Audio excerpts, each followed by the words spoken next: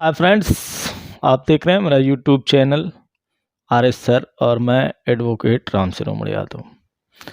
आज हम बात करने आए हैं महिलाओं के संरक्षण से संबंधित एक्ट के बारे में। अगर आप मेरे चैनल पर नए हैं तो प्लीज़ चैनल को सब्सक्राइब कर लें और आने वाली वीडियो देखने के लिए बेल आइकॉन ज़रूर दबाएं। हम बात कर रहे हैं महिलाओं से के संरक्षण से संबंधित एक्ट के बारे में। भारत में महिलाओं के क्या अधिकार हैं और जहाँ अधिकार होते हैं वहाँ कर्तव्य होते हैं। मैंने पहले भी बताया था और इस वीडियो में भी बता रहा हूँ। तो महिलाओं के क्या अधिकार होते हैं भारत में, ये इसके बारे में अगर हम बात करें तो मातृत्व का लाभ पाने का जो अधिकार है, जो महिलाएं कामकाजी महिलाएं हैं, जो जॉब कर रही हैं, ऐसी महिलाओं को मातृत्व लाभ मिलता है, ये उनका अधिकार है। संपत्ति का अधिकार है, पिता की संपत्ति में क्या अधिकार है महिलाओं को, और पति के संपत्ति में क्या अधिकार है।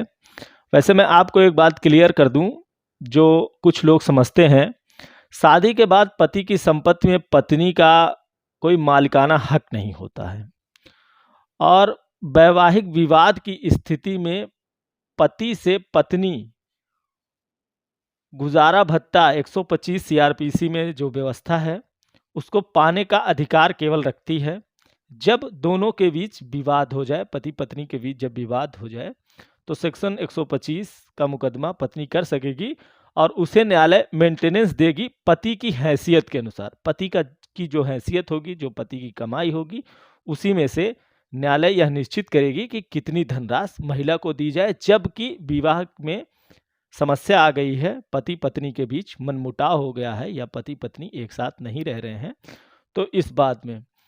दूसरी बात है कि पति की मृत्यु के बाद पत्नी को उसकी संपत्ति में हिस्सा मिलेगा, या पति यदि कोई वसीयत कर दे पत्नी के नाम तो पत्नी को वो वसीयत मिल जाएगी।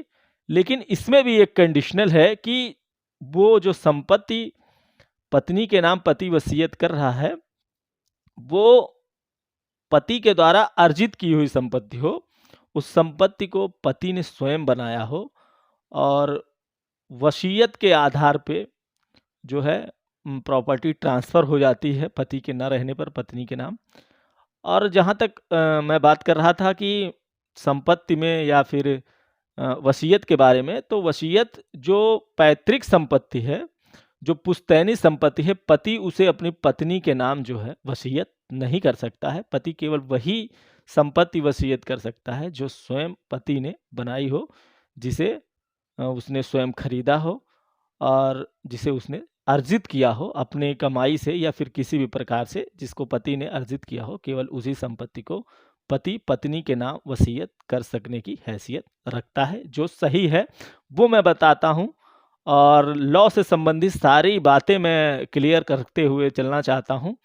इसमें भी अगर कुछ डाउट हो आपको तो प्लीज़ आप कमेंट बॉक्स में लिखें, मैं उसका जवाब ज़रूर देता हूँ।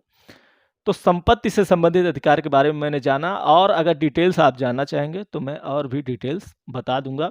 भ्रूण हत्या संबंधी क्या अधिकार है महिलाओं के? भ्रूण में पल रहे बच्चे को जब परिवार या पति के द्वारा जबरदस्ती अबॉर्शन करवाने के लिए कहा जाता है या करवा दिया जाता है तो महिलाओं के क्या अधिकार हैं उसके बारे में।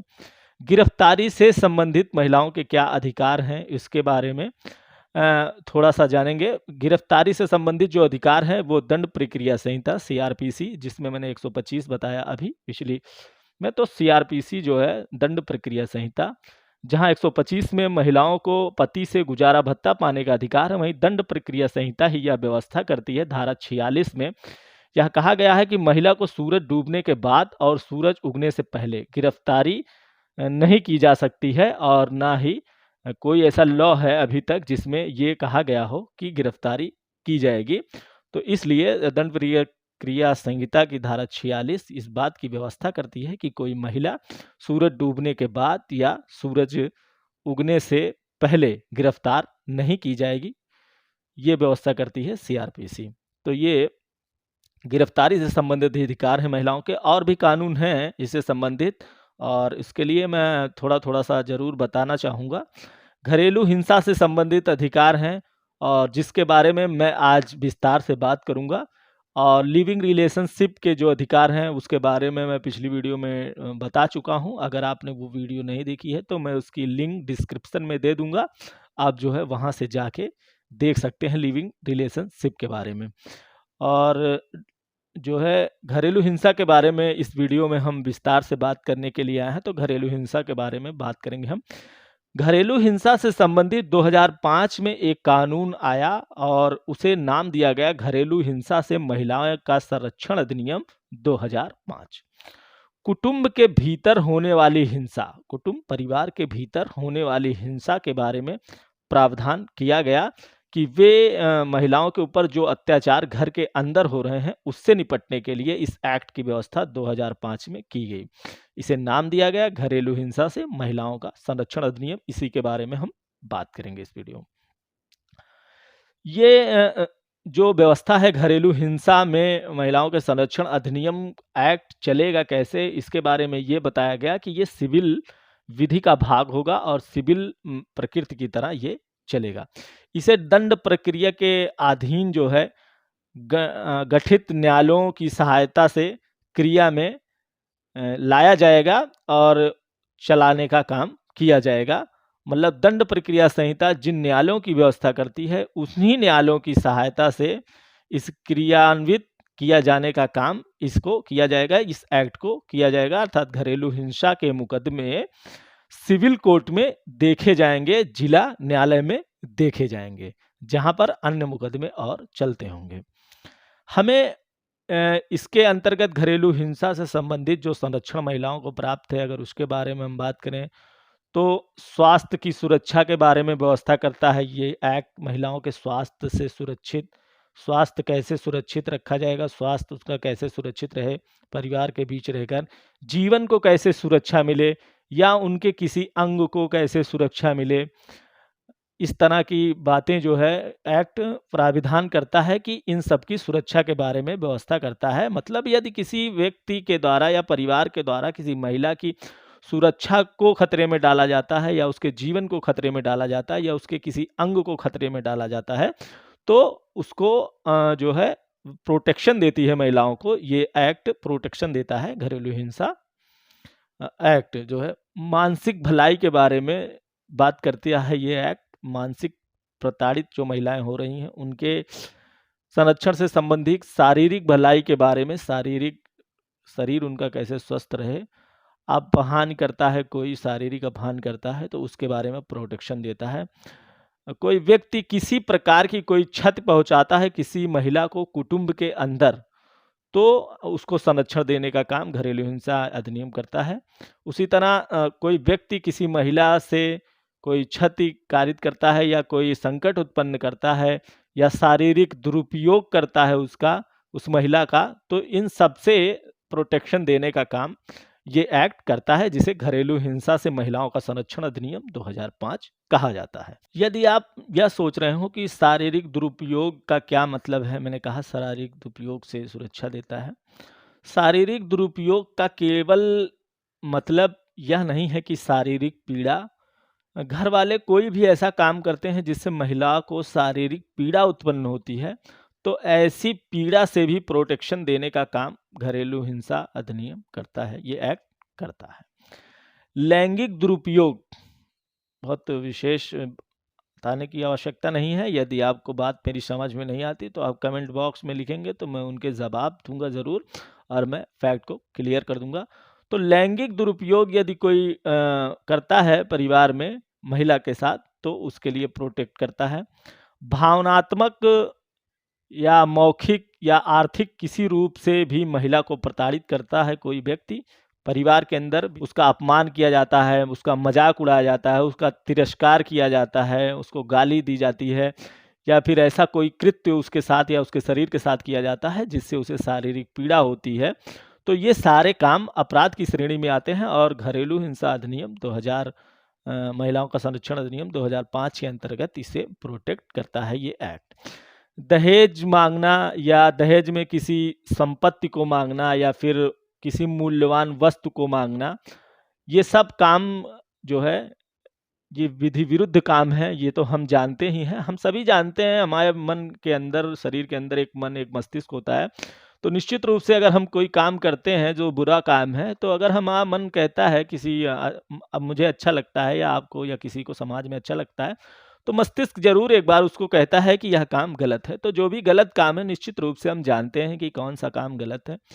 दहेज माँगना पत्नी से या घर की किसी महिला से दहेज को बढ़ा के माँगना या फिर मूल्यवान संपत्ति माँगना या फिर कोई मूल्यवान वस्तु माँगना उससे, ये सब अपराध की श्रेणी में आते हैं, इसे निश्चित रूप से हम लोग जानते हैं।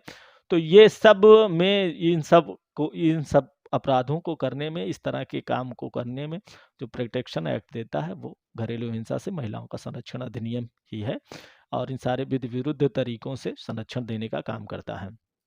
गलत आचरण करना किसी महिला के साथ, गलत आचरण निश्चित रूप से हम जानते हैं, आप जानते हैं और लंबी परिभाषा है गलत आचरण की, फिर भी यदि आप जानना चाहते हैं तो कमेंट करिएगा, मैं बताऊंगा। कोई व्यक्ति किसी महिला को किसी प्रकार की धमकी देता है, शारीरिक या मानसिक तरह से क्षति पहुंचाता है या किसी घरेलू सामान के प्रयोग से, उपयोग से उसको वंचित करता है या घर परिवार का कोई भी व्यक्ति उस महिला को यह कहता है कि आप जो है ये सामान घर में जो पड़ा हुआ है जिसे पूरा घर यूज़ करता है, उस सामान को प्रयोग करने से उस महिला को रोकता है और वो जो है महिला साझी गृहस्थी का हिस्सा है वो सामान, ये बात विशेष ध्यान देंगे कि सभी लोग उसका यूज़ करते हैं गृहस्थी के कारण। तो अगर साझी गृहस्थी है और साझी गृहस्थी में कोई भी सामान है जिसका पूरा परिवार प्रयोग करता है, तो निश्चित रूप से उस सामान का प्रयोग करने का अधिकार उस गृहस्थ महिला को भी है, क्योंकि वो भी उस साझी गृहस्थी का अब हिस्सा है वो महिला और उसका अधिकार है कि वहाँ पर जितने भी सामान हैं जो घर में सभी यूज़ करते हैं वो यूज़ करे, तो उसे रोकना नहीं है और रोकना नहीं चाहिए। ये किसी भी दशा में ठीक नहीं है, ना तो सामाजिक दशा में और ना ही पारिवारिक दशा में। तो इस प्रकार से महिला संरक्षण एक्ट, घरेलू हिंसा से महिलाओं का संरक्षण अधिनियम, इस एक्ट के बारे में हम जान पाए। इससे संबंधित और भी यदि कुछ जानकारी आपको चाहिए, ये शॉर्ट में मैंने इस एक्ट को बता दिया है और मेरे ख्याल से जानने भर का हमारे बहुत है ये। फिर भी अगर इससे संबंधित कोई जानकारी आपको चाहिए तो आप कमेंट करें, मैं उसका जवाब ज़रूर दूंगा और आप बने रहिए मेरे साथ। अभी तक अगर आपने मेरे चैनल को सब्सक्राइब नहीं किया है तो प्लीज़ चैनल को सब्सक्राइब कर लें। मैं देखता हूँ कि जब भी मैं देखता हूँ ट्रेंडिंग, तो मुझे दिखाई पड़ता है कि लगभग 45% ऐसे लोग हैं जो मेरे चैनल को प्रॉपर देखते हैं पर अभी तक उन्होंने सब्सक्राइब नहीं कर रखा है। तो प्लीज़ मेरे चैनल को सब्सक्राइब कर दें और आने वाली वीडियो देखने के लिए बेल आइकॉन ज़रूर दबाएं। अगर वीडियो आपको अच्छी लगी हो तो अपने मित्रों के पास शेयर कर दें और बने रहिए मेरे साथ। कानून की और अधिक जानकारी के लिए मिलते हैं अगली वीडियो में, तब तक के लिए मुझे इजाज़त दीजिए। जय हिंद, जय भारत।